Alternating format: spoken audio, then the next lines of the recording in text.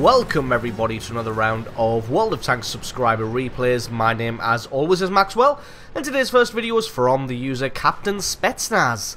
That's Captain Spetsnaz, and he's driving the T-54 on an assault battle on Siegfried Line, and their team, the Allies, is the Defenders today, and the enemy going to be attacking their base. So Captain Spetsnaz, being in a speedy little T-54 medium tank, is going to be heading over to the northern flank immediately. Now, this is a spot that I always like to take pretty much no matter what tank I'm in. Maybe not as far forward as he is, because Captain Spetsnaz is going to play this one very, very aggressively. But obviously, being in a tier 9 medium, and especially the T-54, being top tier, you can afford to play aggressively in this tank, because the thing is absolutely amazing. Spots out an AFK Tiger 1. So we're going to get some free damage on him. Looks like the guy might actually be a bot, as he's woken up when shot. And you see him just randomly turning his turret and firing there. So, you're going to pick up the free damage where you can, because let's face it, you're going to have to punish the guy somehow. Spetsnaz realizes he's been spotted on the right-hand side, though, and there's tanks there, so he's got to play it a little bit more carefully. Doesn't want to poke too far over this ridge and allow the guys on the right-hand side to get free shots on the side of him. Gets another good hit onto this Tiger here, taking 1,200 hit points off him already. It'd be nice if he could pick up the kill, and indeed he does. Now he's just got to deal with this Jagdpanther and his counterpart in the other T-54, although that T-54 looks like he may be stock. Probably landed that shot there. Yes, indeed, he almost certainly did. The T-54 is not in a good spot now. Spetsnaz is, but the enemy T-54 definitely not. Suffering from a little bit of lag there. The T-54 just fades away out of view, so doesn't want to have that shot just in case. Doesn't want to go chasing after him just because the amount of tanks arrayed just on the other side of this ridge here. We've got the M103, the Centurion 7-1, and that Jagdpanther. Just going to maneuver around here, see if we can get over the top of the ridge without attracting too much attention. Got to be careful that nobody from the left-hand side can get easy shots on him there. And if he does try and play a hold-down game with this M103, it's going to be quite a close-run thing, because the M103 also has a very, very strong turret. As you can see, manages to put a shot through the front. In fact, right through the gun mantlet, so that's very, very surprising. But Spetsnaz is able to get damage back onto him. Now he's got some lovely shots on the rear of this other T-54 here, and there's no way he's not going to get a damaging shot there, and this T-54 makes a run for it. With him out of line of sight, Spetsnaz is going to come back over the hill and try and spot who he can. Last we saw, there was still a Centurion 7-1 and a Jagdpanther unaccounted for. And there we see that M103 is still poised in position, although he's looking in the other direction. And that Centurion 7-1 has made a run for it. M103 is looking over this way now, so got to play it carefully. He did get a good shot right on the top of his turret there. T-54 is pretty good at going hull down just because of how tough its turret is. You do have to be careful because it doesn't have fantastic gun depression, and its side armor isn't fantastic either, as we saw the Centurion 7-1 just putting some damage through him there. M103 presenting side. Spetsnaz punishes him for that. Does take a shot in the side from that Centurion 7-1, so Captain Spetsnaz got to play it carefully here. Tries to take out the tracks of the M103, but decides that he's got enough hit points for him just to kill him, and then comes down to try and duel with this Jagdpanther. There's no way Jagdpanther's going to be able to take a T-54 head on, and indeed he's not, and Captain Spetsnaz finishes him off for kill number 3.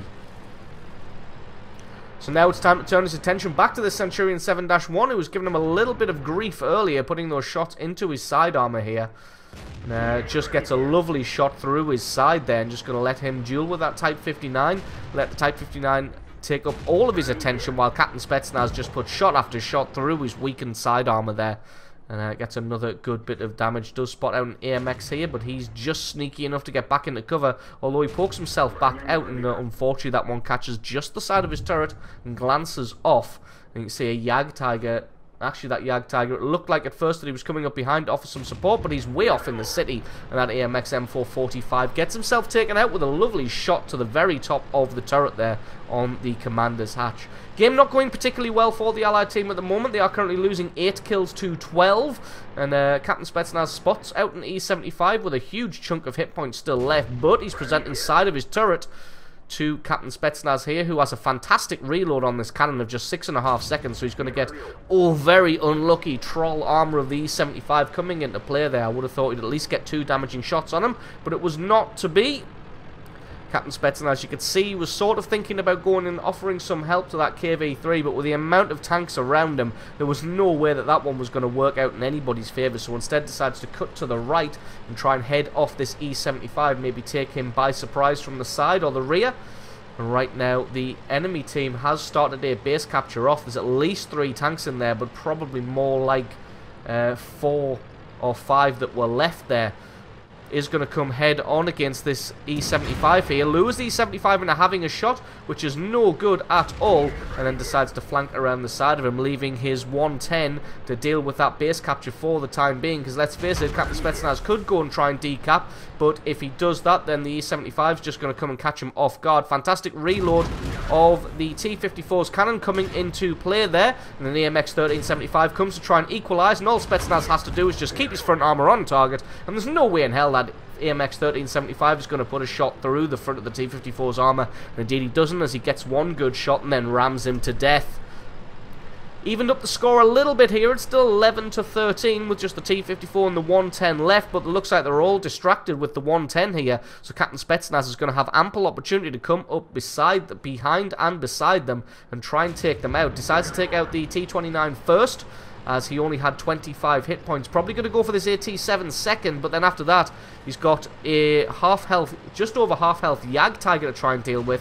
Having a cast around to try and find the weak spot of the AT-7, decides that he doesn't want to fire with so far out, because he's probably not going to get a damaging hit on him from that distance. Decides to wait until he's right in close, puts a premium shell through him, then picks up kill number 8.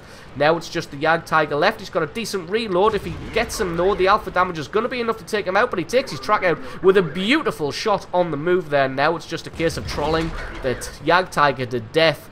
As long as he doesn't make a mistake, he should have this one. Every time the Yag Tiger tries to turn left or right, Spetsnaz just goes with him, and that is GG pretty much. The Yag Tiger, I think, just realises that there's nothing he can do. Comes in to try and get a reverse ram on the T-54, but that's not going to work. Makes a break for it, but Spetsnaz has the reload time and has the victory. So absolutely awesome replay there, picking up 9 kills and 7,000 points of damage, not including damage he did in the Fog of War. It's absolutely awesome replay from you. Thank you very much for sending that one in. Don't forget to stick around, because as always, the score screens and another game are coming right up.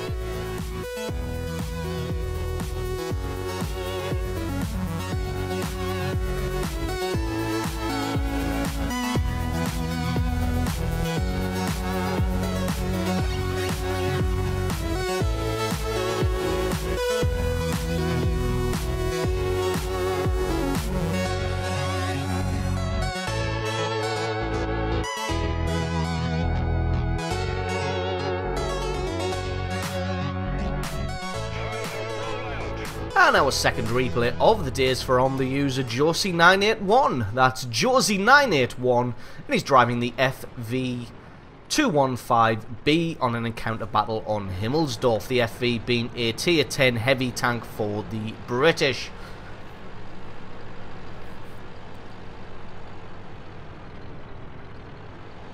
So anyway, got a little lost off there just reading some things. So the Allied team has a few more tier 9s than the enemy team does, but this battle turns out to be a lot closer than you would think to begin with. Josie not really deciding where to go yet. Was going to go straight up the hill, but then realised that the Allied team had more than enough tanks to deal with whatever comes up the hill.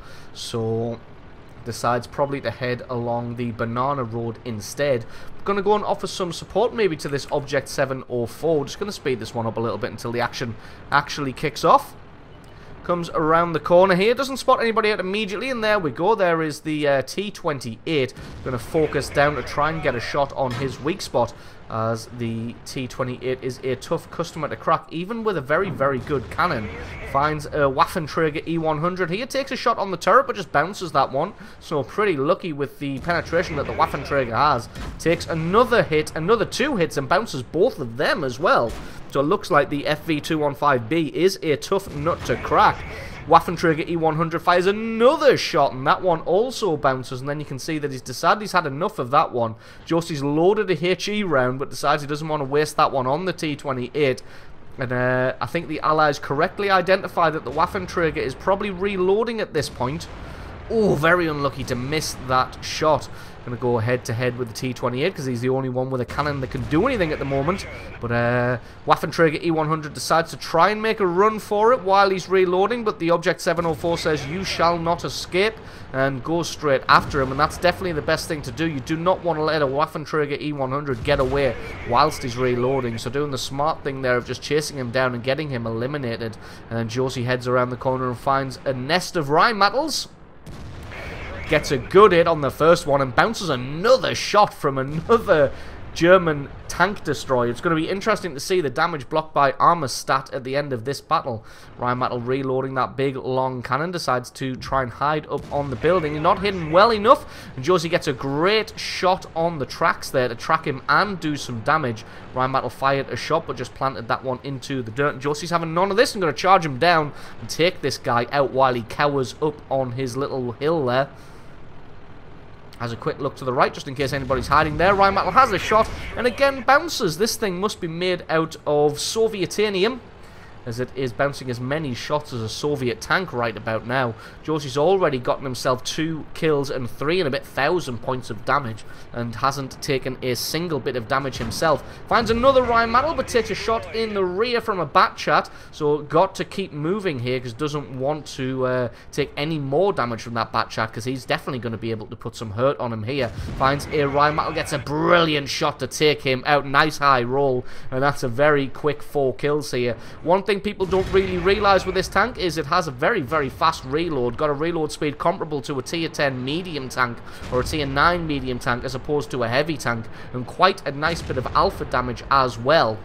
So what it lacks in maneuverability and the fact it's got that rear-mounted turret, it makes up for with that excellent cannon. Comes in, rams the Batchat to take his track out. There's no way he's going to get out of there. And that GW Tiger P's just been kind of sat there for the whole time here. Finally takes his shot but misses, plants that one into the wall, and the T-71 comes around, equalizes him and takes him out. And Josie's got 5 kills now, 5,500 points of damage. Was going to go and try and maybe take out that ISU, but it looks like the ISU was taken out by the Rheinmetall instead.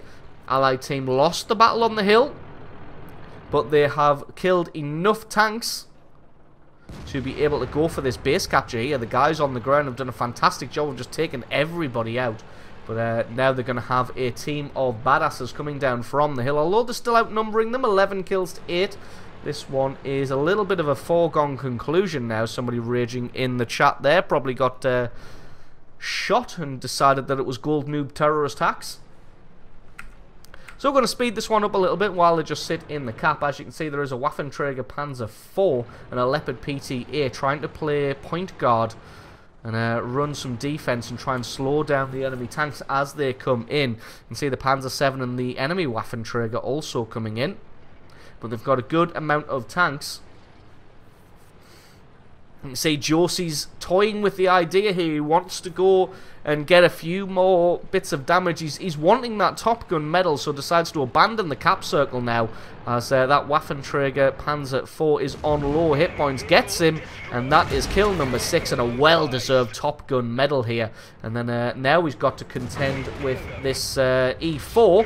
E4 doing the smart thing here of just not caring about the damage he's about to receive to come around the corner and decap this one. Takes his track off but repairs it, and he just needs to get one good hit on this Rheinmetall. I think what he's probably going to do is ram one Rheinmetall and shoot the other one, which indeed he does. So that T-110E4 is the hero of his team right about now. Gets 2 kills in quick succession, rams one Rheinmetall and shoots the other one in the face for the full reset on the cap there. And now it's going to be a case of having to fight the attackers, as there's no way they're going to be able to get a cap done now. But Josie's going to be squaring off against this IS-7, whose attention is elsewhere, and as he has shown before, he's capable of laying down a hell of a lot of damage with the super fast reload of this gun. IS-7's realised who the bigger threat is right about now, but it's a little bit too late as the Waffenträger Panzer IV comes around the corner, finishes him off, and that just leaves one Rheinmetall Borsig Waffenträger lurking around somewhere.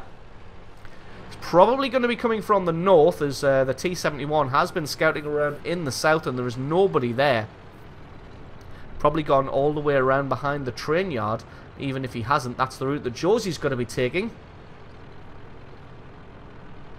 She's got to try and track this guy down. And if he can pick up the kill on this one, not only will it be a glorious game with a glorious amount of damage, but it will also be a well-deserved Radley Walters medal.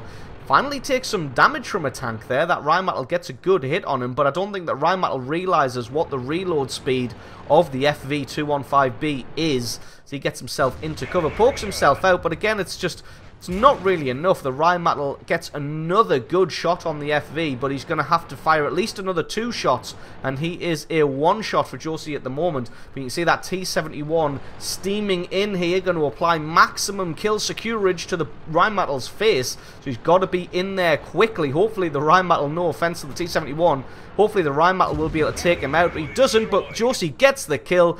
Gets a well-deserved Radley Walters medal, 8 kills and 8,800 points of damage. So absolutely awesome replay from you to do so much great work in a game like that. So thank you very much for sending that replay in. Don't forget, guys, if you've got yourself a great replay, send that in to replay@screenreality.com. Link for that is in the description. Just stick the replay file or the link to the What Replay website where I can download that, and I'll get hold of that replay of yours. So thanks very much for watching, guys. Hope you enjoyed this video. If you did, if you found it useful, informative, you learned something, or you just enjoyed watching the carnage, definitely consider hitting that subscribe button, because I've got a lot more World of Tanks content on this channel. Leave me a like, stick a comment in the comment section below, letting me know what you thought of the 2 different replays today. I've been Maxwell, this has been World of Tanks, and I will catch you guys next time.